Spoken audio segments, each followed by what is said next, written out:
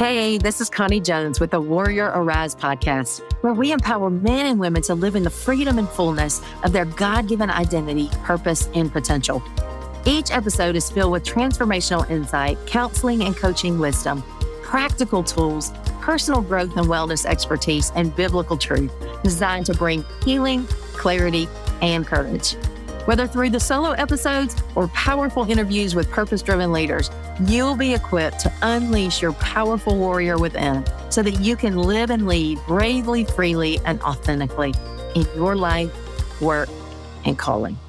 Let's go. Well, hey, everybody. We are back with Valerie Jackson on the Warrior Arise podcast. And welcome, Valerie, back to the show.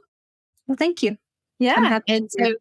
Well, we are happy to have you. Last time you and I, we took a broader view of your lens as a therapist, and we heard a little bit of your, the why behind you becoming a therapist and how you work with your clients, who you work with, how you help them, those kinds of things, which shed a lot of great insight. And I wanted to have you come back and go a little deeper because you see things very deeply and you help your clients very deeply. And you, when we talk about healing and wholeness, and really helping people get healing and wholeness, it's not that we're broken people, but we do have wounds. We have heart wounds, we have soul wounds, and from our experiences in life. And so we want to dive into that today and go a little deeper and get a little bit more specific about the work that you do. I said the word Pacific. Be a little more specific about the work that you do regarding where our heart wounds or where that wounding is and how we hold those pockets of pain and how that shows up for us and then what we can do about it. Because oftentimes we focus on, I want to stop doing this. This is what's not working for me. This is how I feel that I don't want to feel. This is my behavior that I want to change. But we want to go underneath that and understand what's causing all that. And so shed a little light on that. Like, how do you see this wounding? And then what do we do about it? Well, I think a lot of times it's easier to manage behavior. That's why we come in and we want to say, hey, I'm really angry a lot. I'm yelling at my kids or me and my husband or just like at each other's neck. I want to stop being angry. Or, hey, I'm really having a hard time with emotional eating. I really tend to turn to food and I just want to get on a diet and try to make things where I'm able to, it's almost pull up my bootstraps and change my behavior. Right. And that happens to work for a very short period of time. And so getting to the root of, and I love the pockets of pain analogy is almost like because our heart is whole and there's, and you irradiate this. And I don't know if I just made up my own word there to irradiate. Anyway, you focus on, that's it. How we can't I know it's like things that come out of our mouth. It's so funny. So we don't want to say, hey, you're so broken or you're the problem but there are pockets of pain. And that pockets of pain is where that behavioral dysfunction comes from.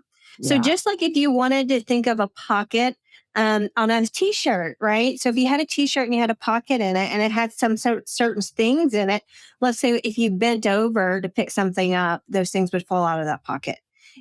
Or if you had a baby in your hand and they were trying to reach and play and they would pull things out of the pocket. So it's almost like that, right? So we're sitting here, we have our t-shirt on, which would be what we could call our soul. And that's what we would name that, right? We would say that our soul has pockets of pain in it. And those pockets of pain, my emotional eating, the anger, the resentment, all those things that come up behaviorally that usually I'm like, I'm tired of anger. I'm tired of emotions. I'm tired of this. They come out, right? And they come out. And when you think about bending over and something falling out of your pocket, so what do you do when the person in front of you cuts you off and almost causes you to wreck? And that pain comes and you become that angry person. And sometimes you're like, I am totally overreacting. This is not I could be mad. That's fine. But I am really, and the reality is you feel indifferent. Like that person did not care about you. They didn't care about your well being. They I disregarded you. disrespected They you. disrespected you. And here comes this anger welling up. Well, I'm going to tell you what happens is, Yeah. and a lot of times it can go to our attachment, how we were with our parents and our Yeah. caregivers who might have disregarded you. You might have, in your growing up, begged for your father's attention, Yeah. wanted him, and the only time that you got attention is when you were angry or acting out, and he showed you attention then. Yeah. And so that uncontrollable pocket pain that comes up in everyday activities that we're doing has a root, has a place where we can get down. I'm not saying that we still wouldn't be angry if somebody cut us off and told us, we're almost where we wrecked, but those emotional extremes wouldn't be present because we'd have healing in that thing of rejection, indifference, belittlement, those Yeah. things Yeah. that come up. Yeah, and it can be a range of things. I mean, it can be anger, it can be like just this deep pain, it can be but anything that causes us to overreact to People re- pleasing. yeah, exactly. I mean, Yes. it's easier if people That's a pleasing. Oh my gosh, that's like a that. reaction to pain. Yeah. That's a reaction to pain. Yeah. I want to make things okay for other people because it hurts me that I might, and then so like a lot of times, sometimes it's easier to be a people pleaser than it is to really stand up and sit in your feelings and be That's present really with what you're going through. And yeah. also engage in the communication that comes with conflict, which conflict is not bad when it Right. comes down to I need to sit with you in this. I need to let you know how I'm feeling.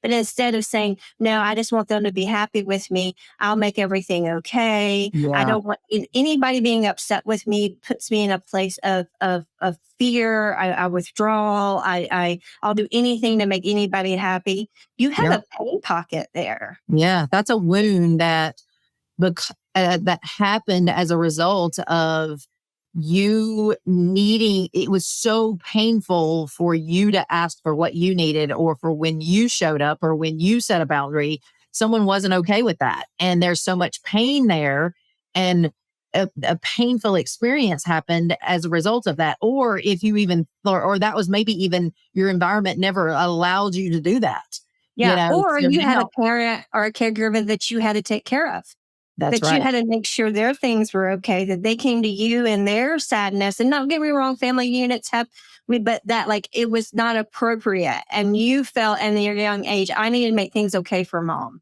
yep So what I'm going to do is I'm going to be the happy one. I'm going to be the one who makes her happy. I'm going to be the one that I know when my needs don't need to be met. She's already, dad doesn't treat her right. I'm going to go ahead and put that aside.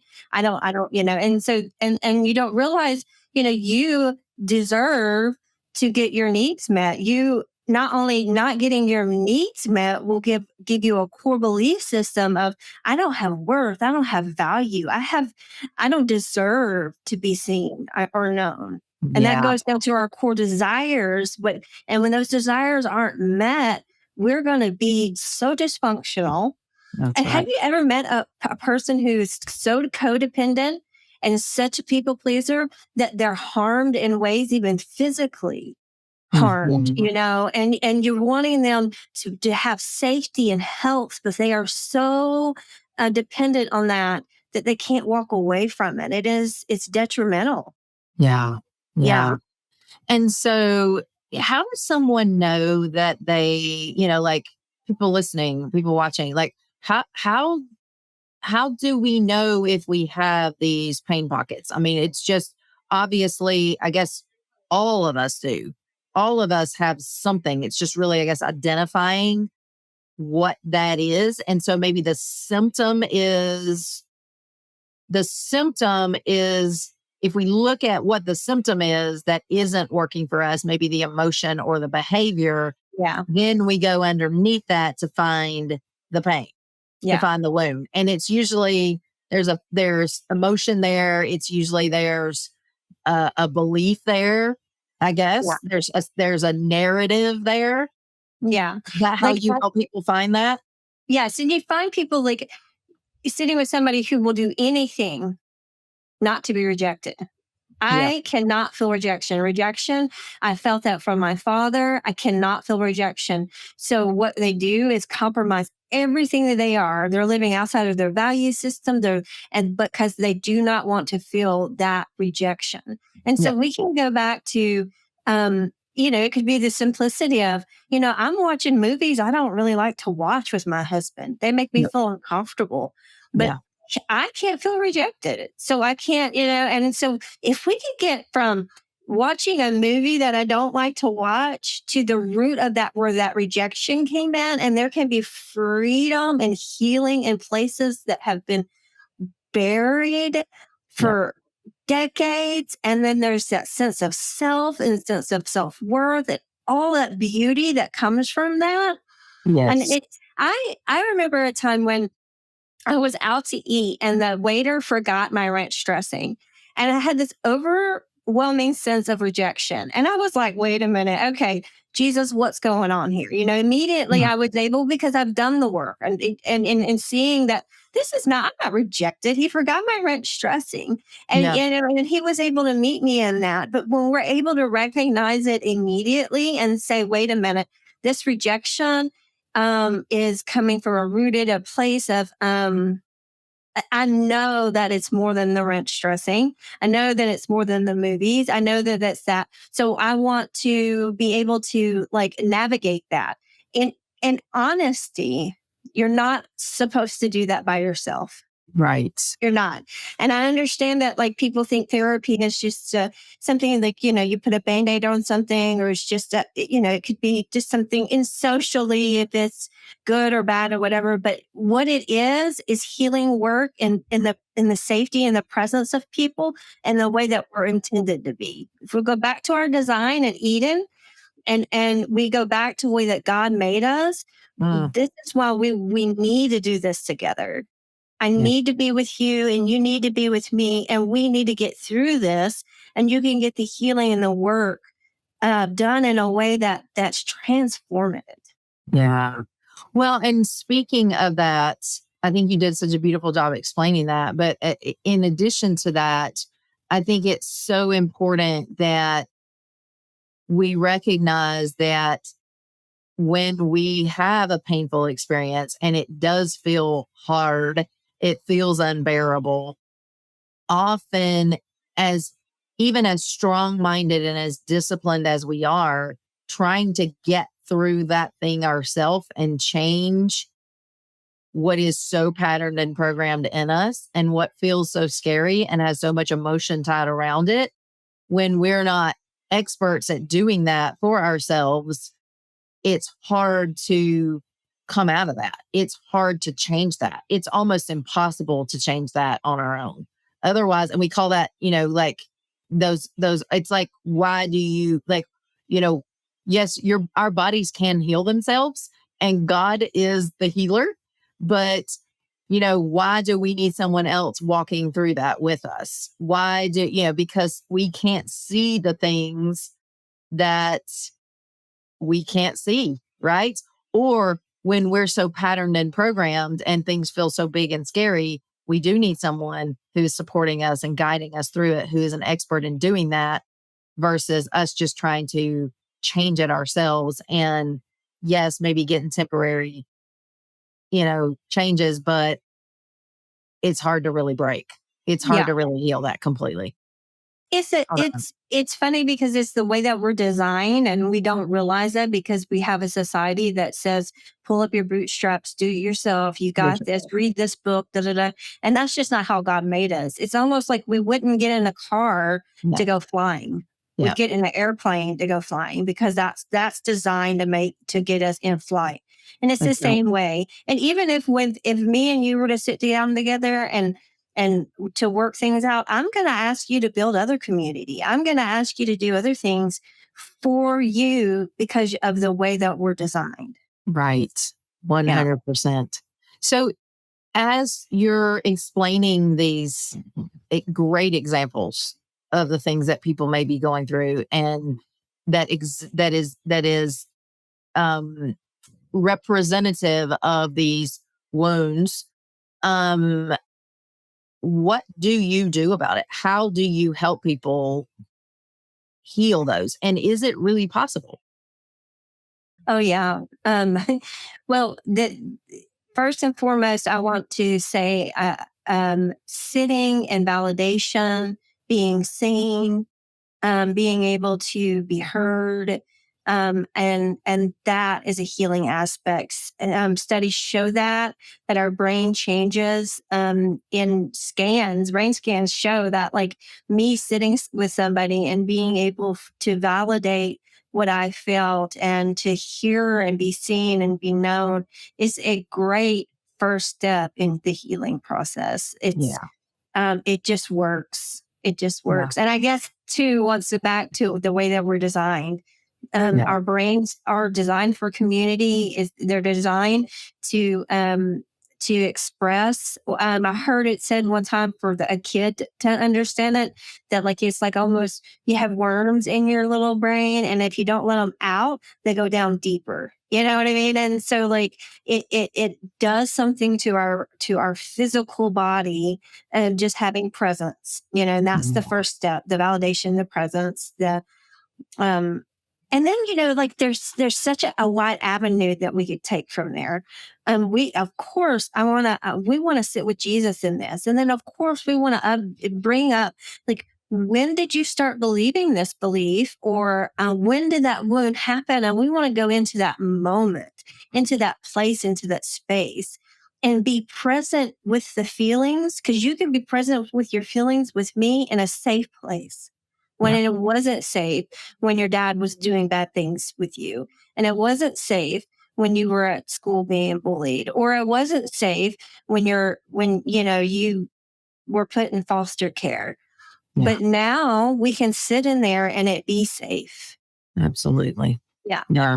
And actually facilitate the healing, number one, but also then change the narrative, rewire the brain so that you can actually believe something different, which is hard to do on our own, and change behavioral patterns and give strategies to learn how to do things differently. What's the language around learning to set boundaries? What do I actually say? How do I respond differently to that? How do I communicate what I need in that?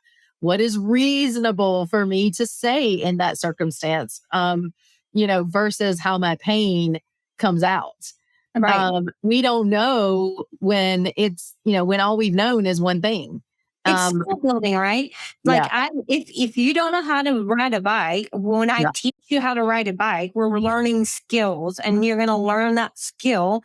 And right. so then one day you're going to jump on the bike and take off. And it's Yeah, skill building. It's the same thing as anything else. It is, and it can be a little bit more difficult or intense because it's emotional skill building. It's the that's right. communicative skill building. It's skill building that we've really went our whole. It's not like we learned how to ride the bike wrong. When Of I'm learning course. how to, but Or it's something's just wrong with us. us. Again, you're It's not, just that yeah, we're learning new skills. right, Yeah. right. Oh, that's so good. So, in closing, what do you want people to know who are they're relating to this? They're going, oh my God, like, yes, that's me. I want to know what she's talking about. I want to, like, I want to figure out what my wounds are and fix them. What do you Well, have to say? that means there's a sense of hunger, a desire there. There's Yeah, definitely the first step is already on the way. So, yeah, and that what we do is it's almost like saying we're going to start the diet on Monday. Don't wait till Monday. yeah, Don't say like, okay, when this works out or when that works out. Today is the day. And yeah. and then make the first step. And I think a lot of times that's what we do, like, oh well, we'll just see like how it goes this weekend. I might be able to manage that better. And I think that we're believing a lie, that Yeah. deception of I can isolate and do it myself. Yeah, absolutely. Well, thank you. We're going to close today because that just like is a great wrap up for for this subject. And if somebody wants to get in touch with you, how do they reach out to you?